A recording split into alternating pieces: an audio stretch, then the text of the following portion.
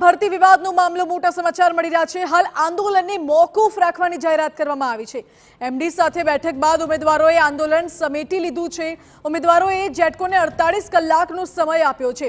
યુવરાજસિંહ જાડેજાએ આંદોલન સમેટવાની જાહેરાત કરી છે।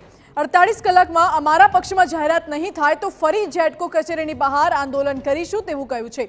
સાથે 80% ઉમેદવારોએ હાલમાં આંદોલન સમેટી લેવા અભિપ્રાય આપ્યો છે।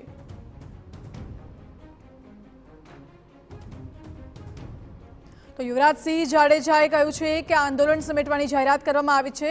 જેટકો કંપનીના એમડી જોડે બેઠક યોજવામાં આવી હતી અને આ બેઠક બાદ હાલમાં આંદોલન સમેટવાનો નિર્ણય લેવામાં આવ્યો છે। જોકે આગામી 48 કલાકમાં જો નિર્ણય નહીં આવે તો આંદોલન ફરી શરૂ કરવાની ચીમકી પણ ઉચ્ચારી છે।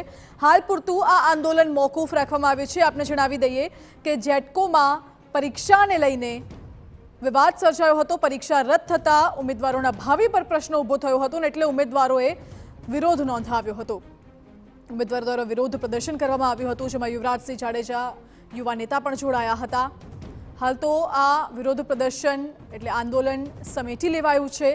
હાલ આંદોલનને મોકૂફ રાખવાની જાહેરાત પણ કરવામાં આવી છે। એમડી સાથેની બેઠક બાદ આ નિર્ણય લેવામાં આવ્યો છે।